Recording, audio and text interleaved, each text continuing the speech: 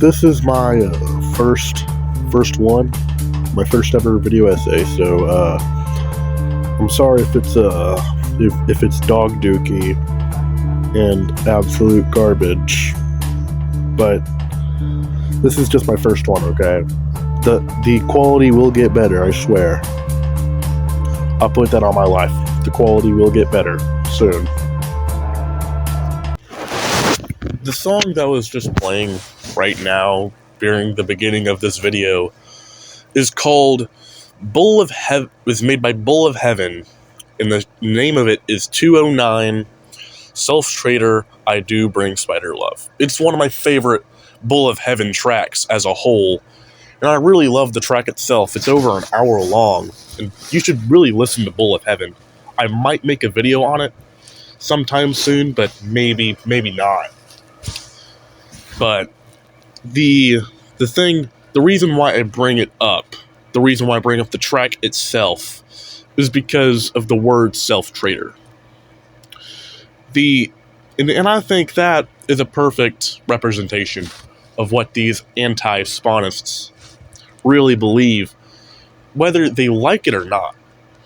They represent themselves as a big Christian crusader group that thinks that spawnists should be eliminated.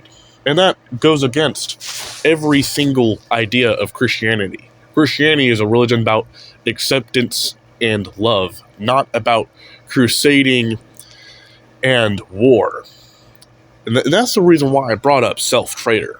And even on their flag itself, it puts their own symbol right next to the cross itself, meaning that these people do think that they are alongside God himself. That is a very prideful and self-trader-ish opinion of a group or self. And the reason why these people don't like spawnists is because of a singular case of what we would call the Chesbull case, which there's only been one Chesbull person in all of history, in all of spawnist history, and these anti-spawnists ran him into the ground, ran this idea that Chesbull is the founder of spawnism, even though he isn't. The concept of spawnism itself does not come from a singular year or a singular event, but as a collective of people that agreed on the same thing. Doesn't matter what the time of which, but some anti-spawnists like to mention that it comes from a video game, which they can't even prove that, and even if you want to take this into consideration, you have to think about every single other religion's origin, and yet you cannot prove that it doesn't come from a single thing. Spawnism's origin is pretty much the same as every single other religion in history. It was a collective of people that organized around one thing and that agreed that that thing is God. Doesn't matter if it's a person or an object or even the earth itself, like some pagans believe. The reason why I bring them up as a group of people longing for an America that does not exist is because even their own ideas has succumbed to the very thing of which they are against in the first place. Let's take modern Protestantism. Religious Christian Protestantism is, I'm not going to say is a bad thing, but a lot of bad things has happened to Christianity because of it. And the primary reason why Christianity itself is collapsing. Because these Protestants, especially evangelicalists, I still can't get the name right for it. But you get what I mean. The ones in America that have their like preaches that look more like a concert more than a religious event. And what really makes these two situations similar is because both are inherently bad and contradictory to their own religion. Chesbull is inherently contradictory to Spawnism. Protestantism and most of modern American Protestantism is contradictory to most of Christianity. And you can't deny either, because by definition, those two opinions are right and are pretty much fact. Modern Protestantism in America is pretty much I can just act it out, and in Jesus' name you will give me money. The amount of donations given to churches is insane, and that most of them do nothing about it. I do respect a lot of these churches that have a lot of donations and do a lot for their community, that do very good and impactful things to their community, giving people a good example of Christianity, and essentially being what Christianity is supposed to be, a religion of peace, love, and care. But what most of these places do is, what most of these American Protestant evangelicals do is that they take all these donations and proceed to put all their budget into making essentially a massive concert in their own box-shaped churches. I have seen many of their churches. Do they look like churches? No. Are they right next to a Kroger? Yes. You could see a location right in, and I think a good, like you can see many of these. I'm not even gonna. I wanted to name a specific location just so you could see what it is. But all you have to do is search up church that looks like an office building, and you can see many cases of these supposed churches that look more like office buildings. In that, if they never called themselves a church and they just went brandless, you would have never knew that there was a church in the first place. And you regularly see these evangelical churches right next to Kroger's, or in just one big massive building. I think this is only like an American thing. For all my European watchers, what I'm essentially talking about is it's like a big L-shaped building. Let's say there's a Little Caesars, a very nice Chinese place that the food is tasting absolutely immaculate, like a Kroger in the center of the L, and some other businesses, maybe like a thrift store or like a furniture shop. And then sometimes you'll see a church. That's the one I'm talking about. What about these evangelical churches? And if they're not in one of these L-shaped buildings, then usually they're in these big, massive, they look more like big, massive office buildings. I've been to one of these giant box-shaped churches that look more like office buildings. And personally, it wasn't that bad, but the fact is that sometimes I forget it's a church. Sometimes when I go past it, and what I'm talking about is the one right next to a sewage plant. It smells like absolute dog dookie, and is absolutely shit. And it sounds more like a massive concert more than an actual religious event. It has loose Jesus themes, but you don't, you can see religion, but you do not feel religion. You do not feel a god. You feel a concert. And that's what most of these religious buildings have failed to do, is be religious. And as you see, a lot of Gen Z and a lot of my generation is going back to traditional Christianity. Not the modern evangelical Christianity that has been around ever since, I think, the 70s. but traditional Christianity, Orthodox Christianity, is growing at a rapid rate. It's because it's very traditional in nature, and Catholicism is growing, and it's because it is not ashamed to promote its religion. And that's why a lot of these actual spawnist servers are growing too. As you can see, I'll show you some actual spawnist servers, and you'll see that there is a massive amount of spawnists out there. You just have to look for it. There are very traditional spawnists that exist, that are very kind and respectful, that are growing at a rapid rate. One time I saw a spawnist server go from 20 to 200.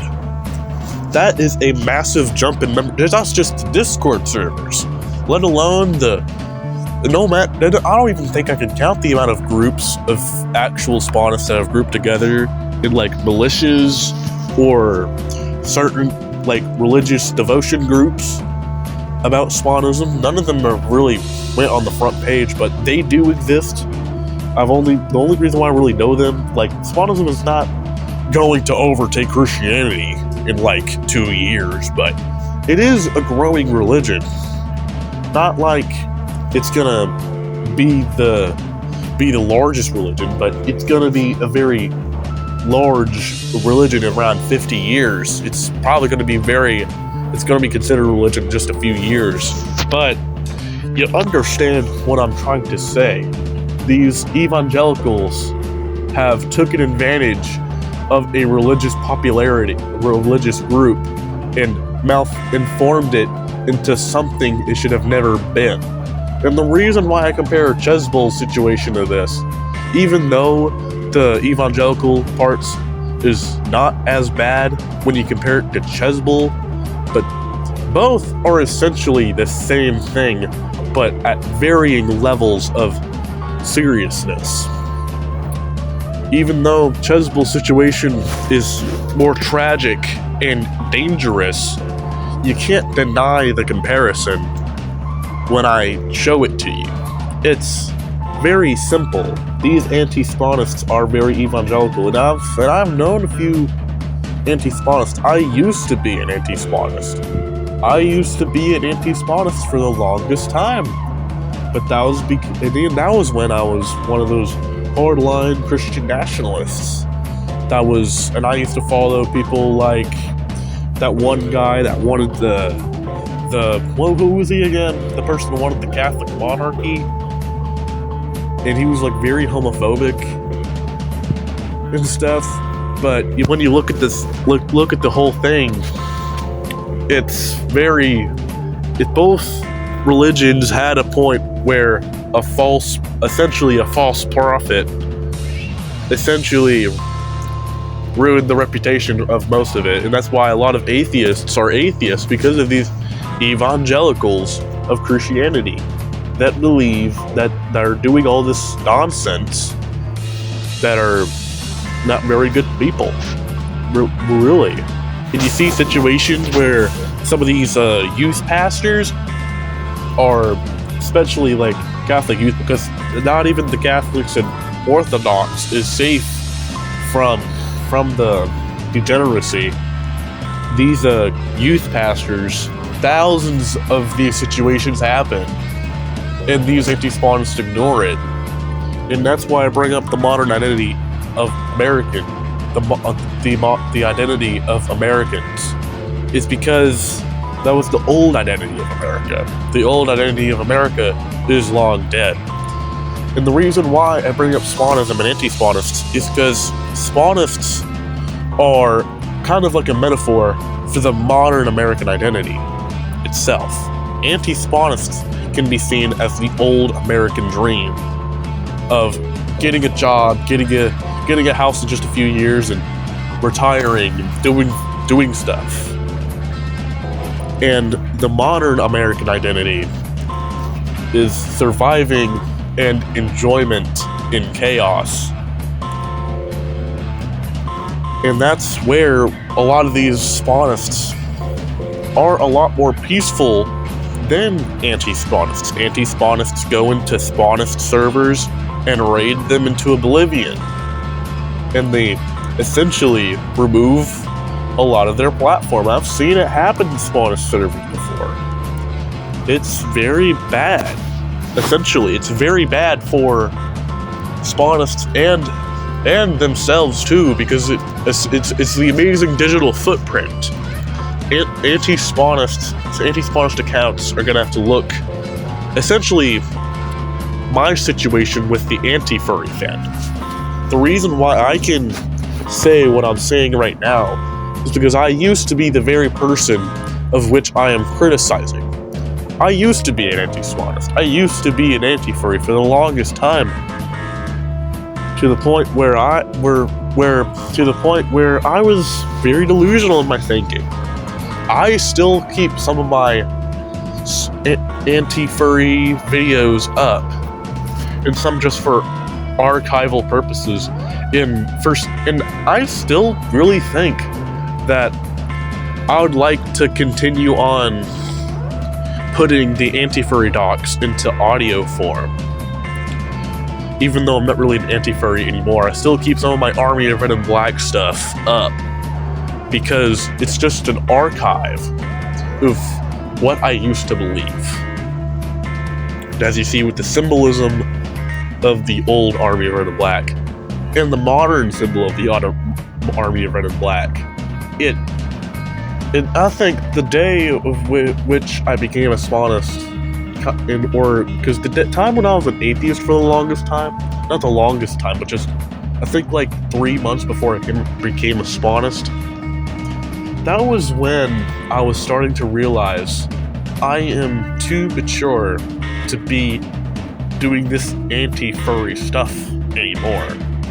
That's when I felt like that the thing I've been doing for pretty much the longest time was just immature. And that's what it is. I believe that it's very immature to bully furries and to heinous things. And in the time I realized that, and I look at my Army of Red and Black server, it's just, I see it as stupid. I see the modern anti-furry fandom as I see anti-spawnists. I still know a lot of them. I still have friends with a lot of anti-furries, no disrespect to them, but the idea is pretty much the same. And my progress away from anti-spawnism and the anti-furry fandom has opened me up to lots of new stuff, new ideas, new philosophies, and I felt kind of enlightened. I'm not gonna pat myself on the back here, but I felt a bit smarter too. And I believe if you're an anti-furry watching this, probably mourning the fact that I'm no longer an anti-furry. I'm not trying to convince you to like furries or anything. I still don't really like the origin of the furry fandom, but I'm not gonna purposely bully furries for the fact that their fandom is essentially comes from very NSFW origins, and a lot of furries know that. And I've talked to some furries before, debate and out of debate. I've debated with a lot of people, and what I'm essentially saying here is that these anti-spawnists and anti-furries are longing for an America that no longer exists. I used to long for an America that no longer exists, and when I realized that, that's the point where I and a lot of people have adopted the new American identity. The new American identity of the future. And that's an accepting future of new traditions and new knowledge. And blissful ignorance. And when a lot of the anti-furries notice it, you'll see the way I think too. And I've talked to a lot of former anti-furries. And I'm a little late on this, a few months late, but the Conscious Initiative deleted their channel. Some furries think their mom was forced to delete it, or something like I think he chose to quit it because he probably thinks the same way I do. And I think that anti-spawnists are a kind of self-traitor. Mega-traditionalists are a kind of self-traitor and let loose the new American age of prosperity, a modern American identity.